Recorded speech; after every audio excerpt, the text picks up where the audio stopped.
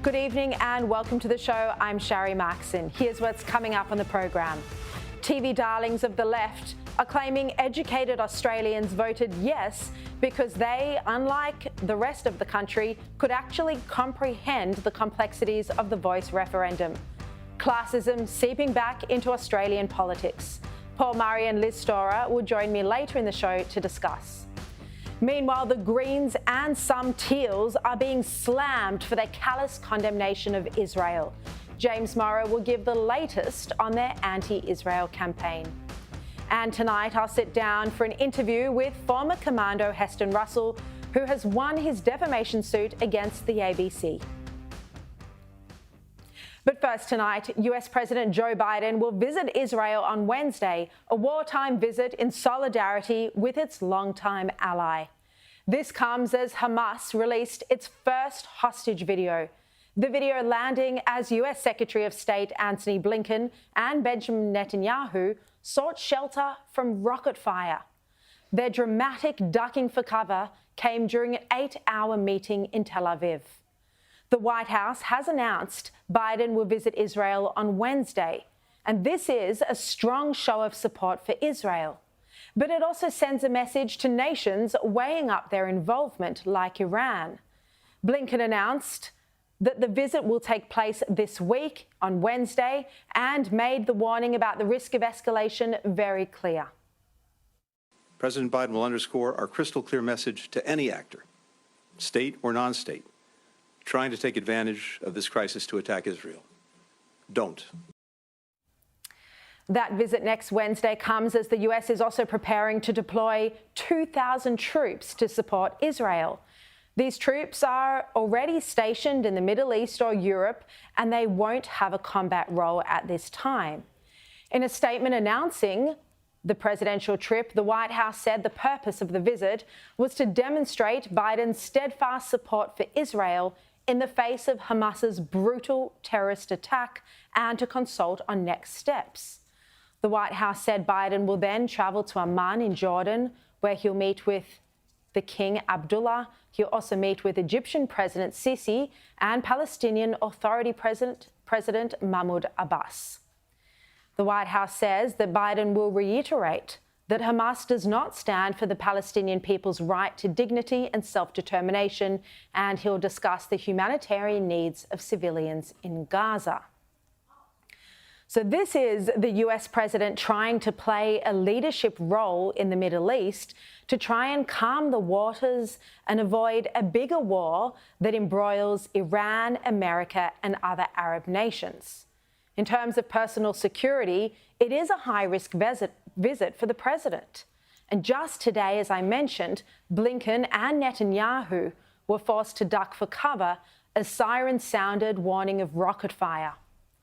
Israel's war cabinet and the parliament called the Knesset were also interrupted by the rocket attack, with politicians rushing to a bomb shelter. But there are fears that Biden's visit and his clear message to Iran may be too late.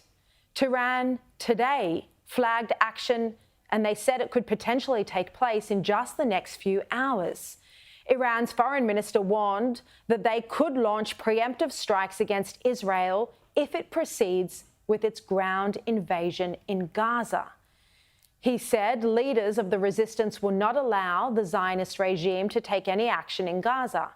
He said all options are open and we can't be indifferent to the war crimes committed against the people of Gaza. He says the resistance front is capable of waging a long-term war with the enemy, and of course he means Israel, in the coming hours. We can expect a preemptive action by the resistance front. And Israel today launched strikes against Hezbollah. And as you know, Hezbollah is the terror group in Iran. And the targets for Hezbollah that they launched these strikes against were based in Lebanon. And this was in retaliation for the attacks by Hezbollah on Sunday. Apart from the possibility of a larger scale war, the greatest concern right now is for the 200 innocent Israelis still being held captive by Hamas. There are at least 199 Israeli hostages in Gaza, And Hamas claims that there's another 50, so taking that to 250 hostages that are being held by other groups. And today, Hamas released its first hostage video of a young Israeli woman who was asking to be freed. This is 21-year-old Mia Shem. She was abducted from the music festival where 260 Israelis were cruelly gunned down. And in total, 1,300 Israelis lost their lives in these terror attacks. Now, this hostage video of Mia, we're not going to show it on air tonight. We're not showing Hamas terrorist propaganda, and it is being described as a propaganda video. Mia has been forced to speak about how she's been receiving medical treatment. And the Times of Israel reports that Mia was singled out because she's a dual citizen. She's French-Israeli. And they report that Hamas seems to want international audiences to think that they're not harming foreign nationals. The Israeli Defense Force say that in that video, Hamas is falsely trying to present itself in a humanitarian light, when in fact, as we know, it's a murderous terror group responsible for the murders and kidnappings of babies, women, children, and the elderly. Now, Deputy Prime Minister Richard Marles spoke today about some truly horrific images of Hamas terrorists holding babies and young children, Jewish babies taken by terrorists. And it's deeply distressing for anyone to look at, deeply distressing. We haven't run these images tonight, but they are online. They're on the Daily Mail website. If you choose to look at these images of Hamas terrorists holding babies, they're not graphic. They have been verified. The Israeli embassy here in Canberra has tonight verified them. They are distressing. We're not running them, but you can find them online at the Daily Mail website. But I tell you, they are very hard to watch as a parent. These are beautiful babies in the arms of terrorists. Their parents, I genuinely don't know how they're coping looking at these images of Hamas terrorists pushing the pram of a little baby or holding a baby close to them. It's beyond words. It's appalling. Now, there's no fooling the world after we've seen all of the images of these videos and the footages that Hamas terrorists themselves are posting of their cruelty and brutality. And more family members of those who are being held hostage are speaking out every day. We've had some family members on this program over the past week, but here, Israeli parents speak about their 2 children who've been kidnapped by the terrorists. Go to the peace party, peace and love party. They talk to the party. They go to dance. Maya sent this video as the fighting began. Save me, she says. She called her father on the phone. She's panicking and dreadfully frightened. Where are you? Ilan asks. I don't know. They're killing us, she says. Ilan tells them to hide. She says, Dad, I love you. We're in the car. We can't get out. After the phone, when I speak with my daughter, my life, it's like hell. And when I hear that's after in the same day, in the night, I hear that my son has been kidnapped. Now, you remember last week we spoke about Sharri Luke. She's the young German Israeli whose body was paraded through the streets. Well, her mother has now spoken out to say that she believes that she could still be alive despite that shocking footage. Have a look. We hope that our daughter is still alive. We got some reports from an information that she is held in a hospital and she's injured badly on the head. There's so much hope and so many young lives at stake. Meanwhile, in Australia, Prime Minister Anthony Albanese today urged Australians who remain in Israel to leave. He said it's a volatile situation that could get much worse. He's also asking Australians in Lebanon to leave as well. This is a dangerous situation. If people are seeking to leave and they're offered a place, please take it. Please take it. There have been issues of where it hasn't been taken up. But this is a very volatile situation. Israel's ambassador to Australia, Amir Maimon, was invited by Peter Dutton to address the Coalition Party Room in Parliament House today. Thank you very much for the continuous support of the Liberal, and as you mentioned, it's not just the Liberal, it's a bipartisan support to the State of Israel and to the Jewish community here in Australia. It's for me, and the only thing that I will say in front of the camera is that since October the 7th, 6:30 in the morning, and I was in Israel when the Hamas attacked the people of Israel in the southern border, we are in a war that we didn't start nor ask for, but we are determined to win. Well, last night on the show, we spoke about how Greens leader Adam Bandt and two of the Teals tried to turn a motion from the whole of the Australian Parliament supporting Israel and condemning the Hamas terror attacks into one accusing Israel of war crimes. They moved an amendment to that motion. Well, today, quite rightly, both Labor and the Liberals denounced the Greens for the disgrace that they are. No, I was really blown away by it, to be honest. I mean, the Greens are predictable because they were always going to be voting the way they did. But for the Teals to cross over and vote with them and against Israel, it was quite remarkable. I mean, this is an issue which is reverberating around the world, clearly, but it's reverberating into Australia as well. And really, the position that the Greens took yesterday was completely despicable. The Greens, I mean, they are just filth. I mean, accusing Israel of war crimes. They're putting themselves in danger for an entirely different reason. If they think they can do that and get away with it, good luck to them. But, I mean, the Greens in New South Wales and federally, I mean, Adam Bandt's just an embarrassment now. He's got no control over his own party. And the independents Sophie Scamp and Kylie Tink, I don't know how any Australians would be able to support them after this. Their voters in their Northern Sydney seats surely wouldn't. But it's not just the Greens. The ABC has been equally disgraceful. This was ABC's Media Watch last night. Just in terms of Gaza's situation as it currently is, I think it's basically a humanitarian crisis already. The Israeli army in the last week has dropped 6,000 bombs on the Gaza Strip. Now, just to get a sense of that perspective, imagine cutting Canberra in half, putting 2.3 million people into half of it, and then dropping 6,000 bombs on it. That's Gaza at the moment. Nobody wishes to see innocent lives lost, but the Jewish state has the right to respond as aggressively as it sees fit. As aggressively as it sees fit, despite the innocent civilians in the way.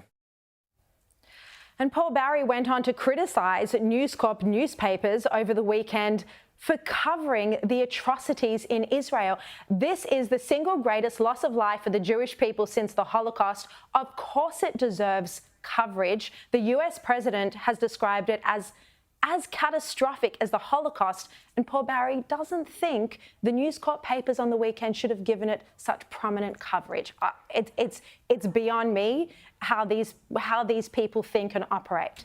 Paul Barry also didn't mention a word about Hamas erecting blockades to stop innocent Palestinian civilians from leaving, or any word about Egypt refusing to open up its border. And this after Israel gave 24 hours warning to evacuate to save lives. Paul Barry didn't mention that.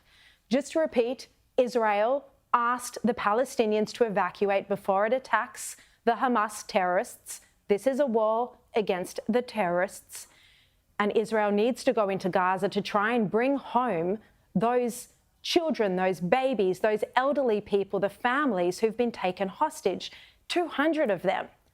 But Hamas and others clearly want Palestinian lives to be lost. That's the only rational thing you can say for why Hamas is stopping Palestinians from leaving.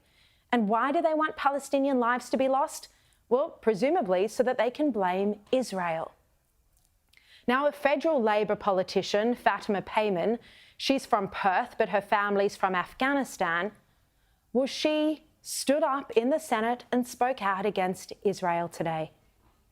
The international community loudly and proudly condemned Russia's occupation of Ukraine when it started attacking Ukraine in 2014. Yet today, the world watches as the State of Israel deprives the entire population, men, women and children, of the basic necessities of life: food, water, electricity, gas and medicines. We must condemn it. Israeli missiles strike residential dwellings, civilians, multi-storey apartments, health facilities, as well as places of worship, indiscriminately killing men, women and children. We must condemn it. Human Rights Watch confirms that Israel is using white phosphorus in Gaza, violates the international humanitarian law prohibition. We must condemn it. The price tag of Israel's right to defend itself cannot be the destruction of Palestine. Again, no mention of Israel telling civilians in Gaza to leave to save their lives. Israeli citizens never had any such warning before they were slaughtered in their homes. And that Labor senator, Labor, not Greens, Labor, she goes on to call for an immediate ceasefire, as you heard. Now, like I said last night, many on the left don't want Israel to defend itself strongly or even at all from the most barbaric terror attacks we've seen in years, from the greatest loss of life for Jewish people since the Holocaust. Many on the left just want to let the terrorists kill the Jews, slaughter Jewish children, mothers, the elderly, and not take any action in retaliation because they don't think Jewish lives are worth defending. And that's clearly what they mean when they argue against Israel defending its people from this unbearable cruelty. All right, Sky News host James Morrow joins me now. James, President Joe Biden has confirmed he'll arrive in Israel next Wednesday. He'll meet with Benjamin Netanyahu. This is a show of support to Israel, but clearly this is finally America trying to play a leadership role in the Middle East amid concerns and even direct warnings from Iran's foreign minister that they might start to join in this war. Yeah, you know, Sharri, I maybe have a contrarian opinion on this visit by Joe Biden. I'm very concerned about it, particularly the signaling that Anthony Blinken, the Secretary of State, gave that this wouldn't be announced until the humanitarian aid package was announced for Gaza. I am concerned here that Biden is going to offer a show of support, but also tell Israel to pull its punches, which means Israel will not be able to eliminate Hamas the way it needs to, and that this sort of tragedy will happen again. Look, I hear what you're saying, but you'd think that Benjamin Netanyahu is strong enough to carry out his promise to eliminate Hamas. Too many people have been killed. Too many people have been taken hostage. He owes it to the very existence of Israel to eliminate Hamas, to destroy them. Now, speaking of Hamas, they've released their first video of an Israeli hostage in Gaza. They've also released in recent days really distressing images. They're not graphic, they're just distressing as a parent, of Hamas terrorists holding babies in their arms and pushing tiny babies in prams. James, I mean, it's just beyond appalling. Well, it is beyond appalling. And I mean, you know, this goes to show the moral bankruptcy of so many of the people that you highlighted in your monologue, Sharri, that they do not see, or that they try to draw an equivalence between Israel, whose babies were slaughtered in the most horrific and cruel ways just 9-10 days ago, and, you know, the Hamas, well, you know, that they should be allowed to do this with impunity whenever they want. And then suddenly the West will call for a ceasefire to protect Hamas terrorists. That's what this is about here. And this is why, you know, what you highlighted, I think, is so important and needs to be called out. Look, moving to The Voice, this continued to play out in Parliament today, the repercussions of the referendum's defeat on the weekend. Peter Dutton really asking the Prime Minister what he intends to do now, what path he intends to take. What was the response from Albanese? Well, he has sort of been dancing around this issue because, you know, the real issue here for the Prime Minister is that he went to the election saying the Uluru Statement was essentially the great moral challenge of our time, like Kevin Rudd did with climate change. This has now been comprehensively rejected at the polls. I think only about 30% of registered voters, when you take into account turnout, will have gone to the polling booths to write yes for this thing. If he turns away from it, well, that's, could undermine him. But I think he's going to have to, because otherwise his appeal will be only at a very few number of seats where the referendum got up. All right, James Morrow, thank you so much for joining me tonight. Now, after the break, I have a television exclusive with Special Commando Heston Russell. He joins me to discuss his victory against the ABC.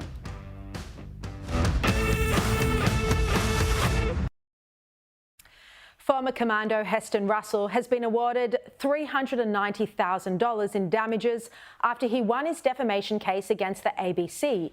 But it's a lawsuit this former commando should never have been forced to make. Russell sued the ABC and high-profile journalist Mark Willesee over stories that claimed he was involved in the shooting of an unarmed prisoner. The claim that his unit had shot the 7th Afghan prisoner dead because he couldn't fit on their aircraft. These were unsubstantiated claims. Mark Willesee never had any proof of this, despite publicly claiming that he had. He relied on the foggy memory of a US Marine who hadn't witnessed anything. He wasn't an eyewitness, but he claimed, according to his foggy memory, that he'd heard a pop. Justice Michael Lee in court said that the audience would have expected a story by the ABC investigations team to have a certain level of accuracy and research.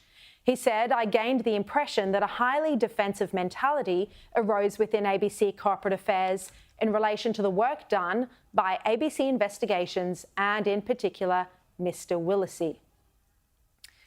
Well, here was Mr. Willesee at a Walkley function in 2021. The thing that pisses me off about this story is that, I'll give you an example. I spent 2 months working on a particular story involving, a US helicopter crewman. He told the story that they were out in an operation, they dropped their commandos. Then it was time to pick them up and, they radio in and said, we've got 6, our guys and 6 prisoners. And, the chopper pilot, he heard it through the communication, said, well, we've only got room for 5. And then, yep, we're good, we've got 5. And then, a while later, a newspaper says, it comes out with the headline, ABC's pop fiction. There's this idea that we make shit up and we don't. Yeah, come after me. If I've made a mistake or I've been loose with my journalism, come after me. I welcome it. But he didn't welcome it at all, and he was referring to Jonathan Moran from the Daily Telegraph there. And when Jonathan Moran and Ben Fordham's program questioned Mark Willesee's reporting, he was furious, and so was his boss at the ABC. Willesee even rang and yelled at Ben Fordham's producer, James Willis. Now, this entire defamation case, I've spoken to lawyers involved today, it's estimated to cost around $3.5 million in costs and damages. All of this will be a hit to the taxpayer. These wrong reports also took a toll on the veteran himself. And retired Special Forces Commander Heston Russell joins me now. Welcome to the program and congratulations on your victory. G'day, Sharri. Thanks so much for having me on. Now, these reports were first published 2020 and 2021. Finally, after 3 years, yesterday, you've managed to clear your name. How does it feel? Yeah, it's been a massive journey. Look, there's been a lot of relief, but there's still a lot more to come because accountability isn't a payout and articles being taken down. Accountability is those who decided to target the very people who defend the freedoms that they espouse and hide behind to be held accountable and to be held accountable to the Australian taxpayer. Over the last 2 years, we offered just for an apology and for the articles to be taken down and for no money and no payment, but they went all the way through, and you saw the arrogance and flippancy of which so happy to dismiss me and my soldiers for fighting back against their words after fighting back for everything else that this country stands for. I mean, he didn't even want to be questioned on his reporting, even though we've now seen that it was based on the foggy memory of a Marine. I mean, how difficult has this been for you personally? How dark did it get at times when people were thinking that you'd killed an innocent Afghan prisoner? Not an innocent, but that you had wrongly killed an Afghan prisoner. I think the hardest period's been this last 12 months, where, as you would know, once I commenced legal proceedings, I had to sit on my hands, and prior to that I was able to fight back very publicly. And the ABC even launched new allegations saying they had helicopter footage of me shooting an unarmed prisoner on the ground, and that was published in The Guardian. And then during the trial, we actually gave them my helmet camera footage that showed it wasn't me and it wasn't an unarmed Afghan prisoner. But we haven't seen that. So there's a lot more to come out. And I have to say, Sharri, one of the most hurtful parts has been that the Department of Defence, the Australian Defence Force, the generals that I served for, none of them have been there this whole period. None of them were at the court there yesterday. Ben Fordham and his team, Sue Crescento, Rebecca Giles, they were all there. But none of those people that I called family and were my superiors have been there for me and my soldiers the last 3 years. Now, you've described arrogance from the ABC. We know that overnight the ABC has finally removed those inaccurate articles. Have they apologised to you? No, and Sharri, they weren't even at the court yesterday. They weren't even there to hear the judgment from Justice Lee. They sent in their third string barrister. None of the ABC executives and none of the journalists were there to receive the justice that is deserved.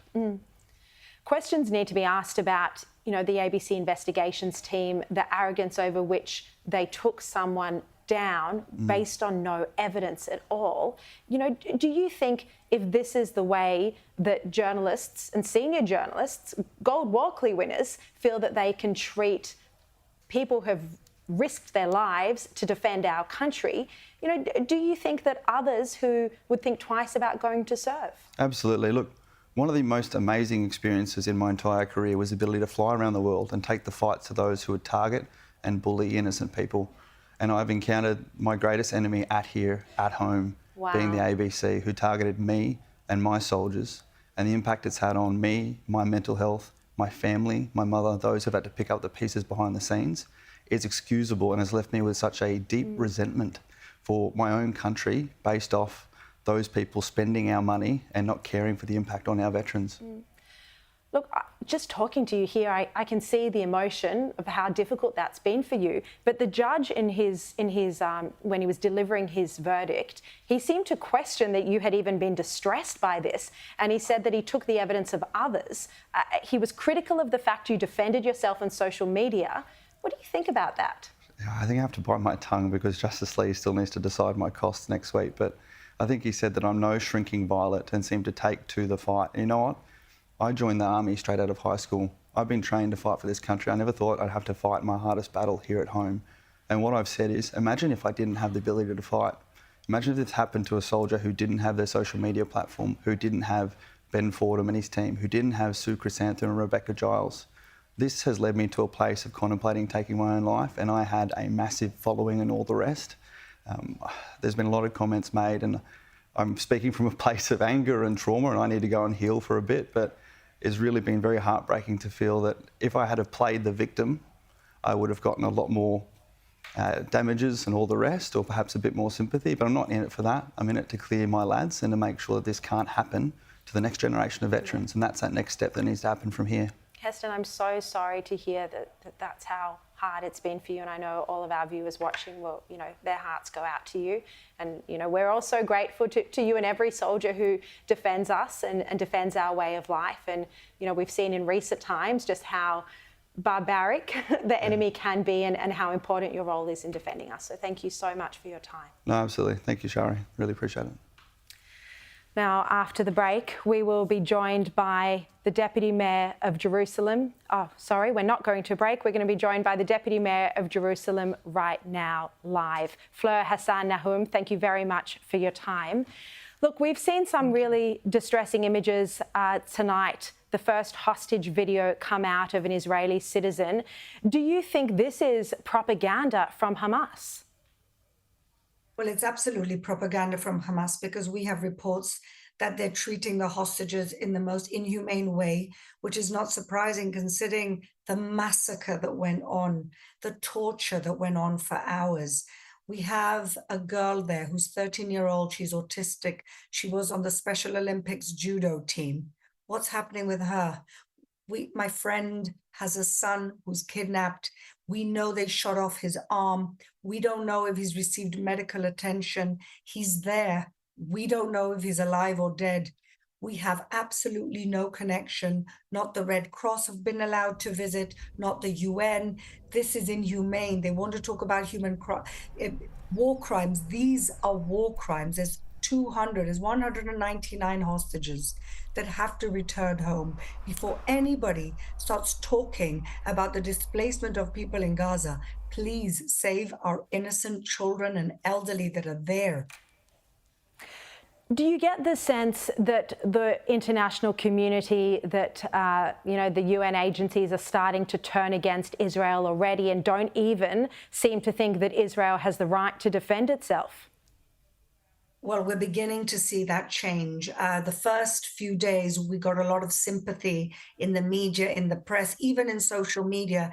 And now I can see the tide beginning to turn, which is ridiculous, because the reason people are being displaced in Gaza is because we're warning them. We don't want them to be in harm's way. We are protecting the Gazan civilians. And Hamas, their own elected government, is saying to them, don't move.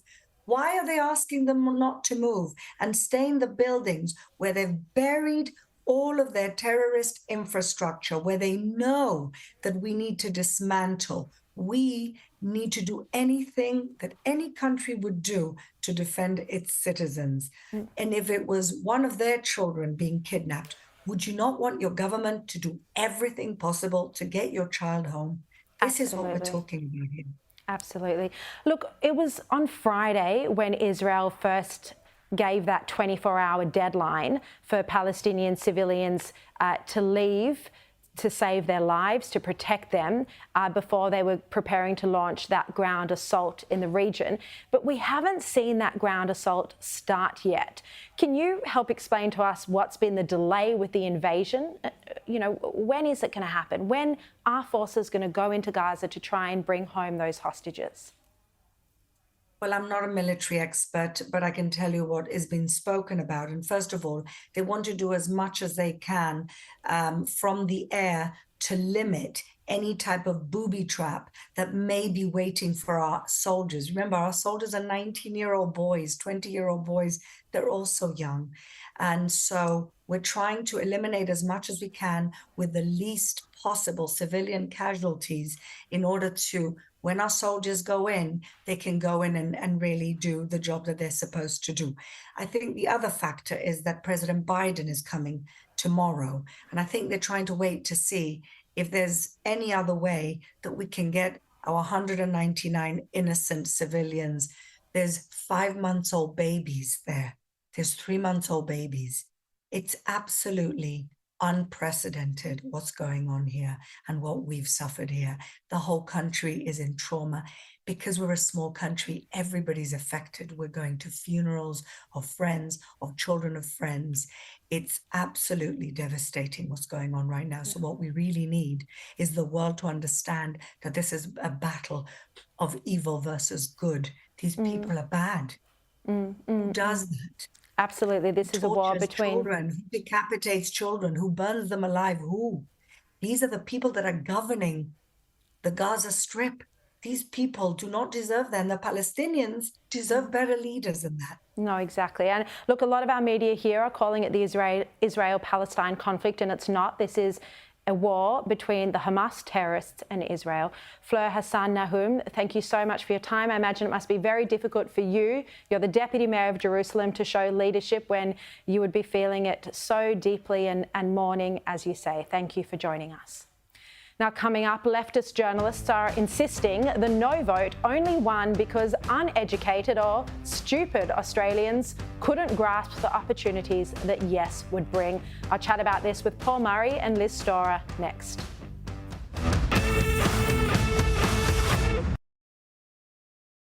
Welcome back. Well, television hosts Waleed Ali and Patricia Karvelis are under fire for suggesting the No campaign was helped along by less educated Australians who couldn't quite understand the complexities of the voice issue, because if they could, they would have voted yes. Have a look. The biggest dividing line seems to have been education. So if you are in a seat that had high levels of tertiary education, a bachelor or postgrad, then you were at the very top end of the yes vote.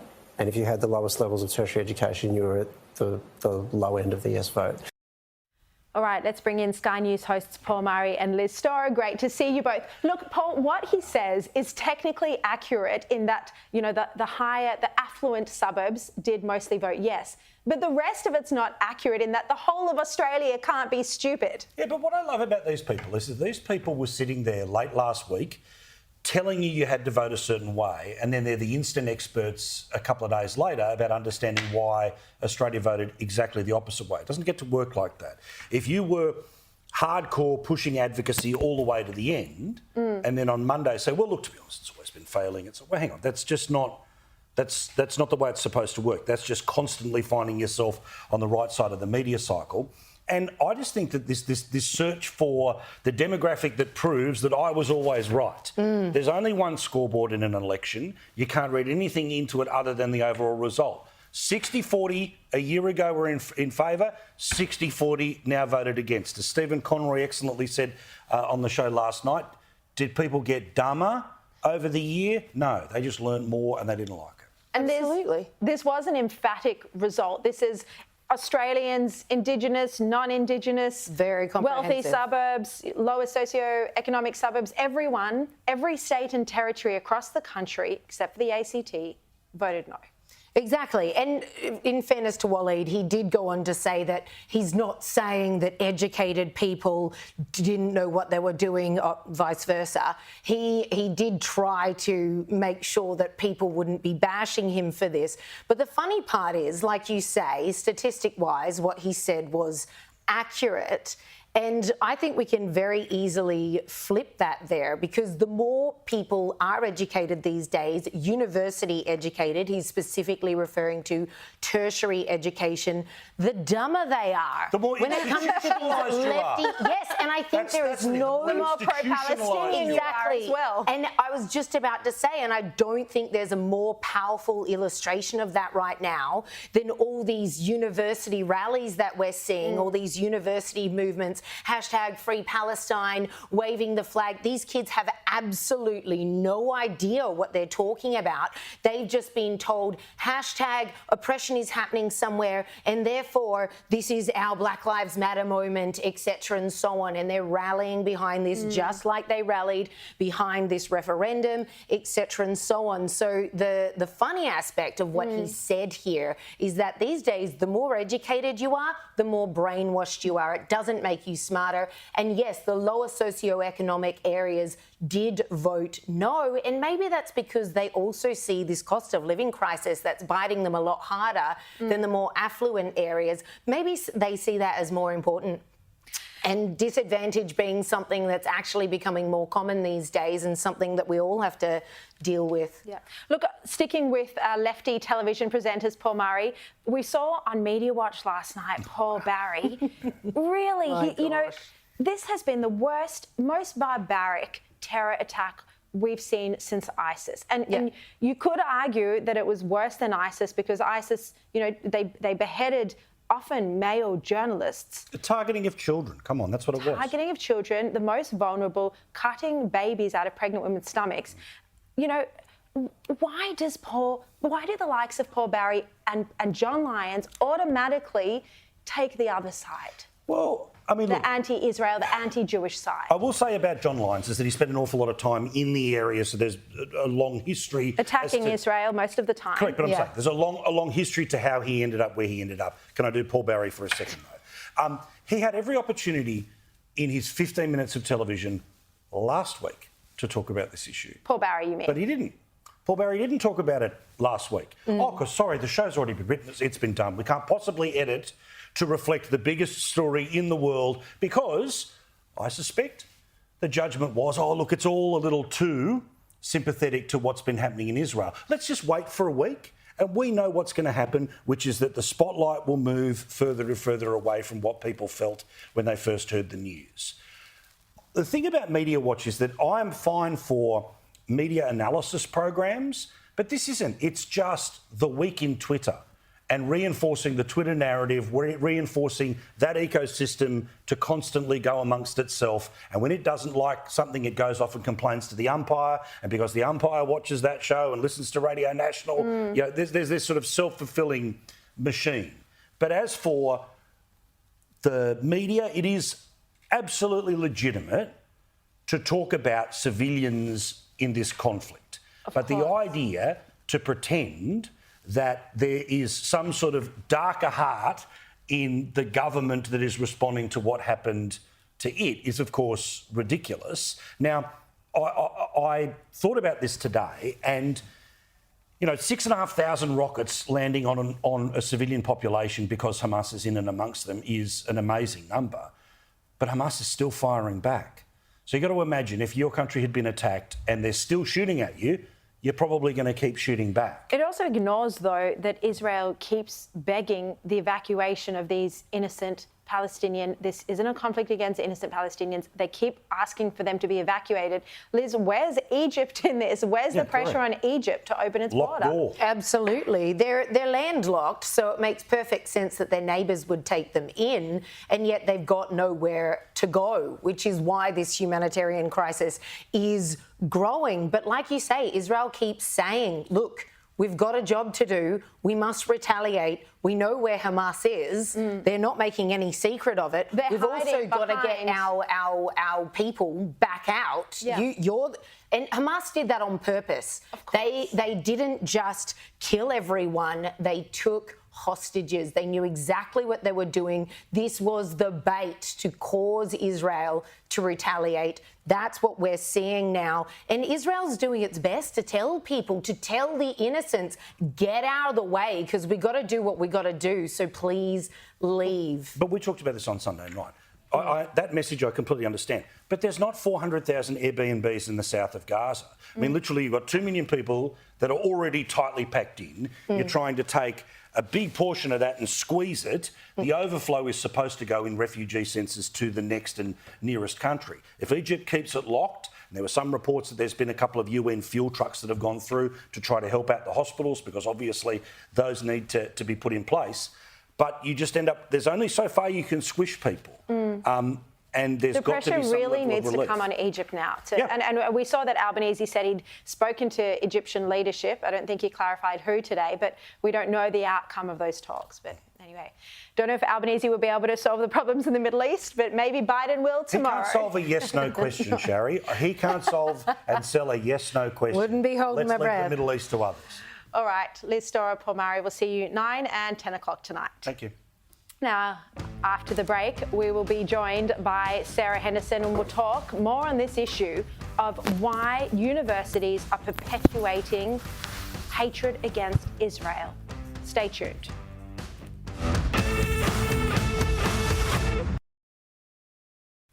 Shadow Education Minister Sarah Henderson is on a mission to force our elected representatives and education bodies to take anti-Semitism in universities and in schools more seriously. She wrote to Education Minister Jason Clare, who wrote back to tell Sarah Henderson that the government is now working to establish a working group to advise ministers on what steps need to be taken to improve student and staff safety on campus. He says this is going to be expanded to look at the specific issues of concern relating to Jewish students. Sarah Henderson says this doesn't go far enough to protect students, and she joins me now. Sarah, thank you so much for your time. So you've taken the initiative in the wake of the anti-Semitism we've seen and the anti-Israel sentiment at universities in the wake of these terror attacks to write to Jason Clare, the Education Minister. What did he say back to you? Well, Sharri, good evening and great to join you. And I've actually written to the Minister twice. once a number of days ago and now again today. The Minister did outline the various measures and his concerns about the safety of students, including in relation to the working group and expanding the remit of the working group. He also said he's seeking information from every Vice-Chancellor and also the states and territories which run schools, and that's all well and good, but I believe that urgent action is required to support Jewish educational institutions, Jewish schools and Jewish childcare centres which need to upgrade their security measures. The government does have a fund in place that is being fast-tracked, but I cannot stress how important this is, that these institutions are immediately and urgently supported, Sharri.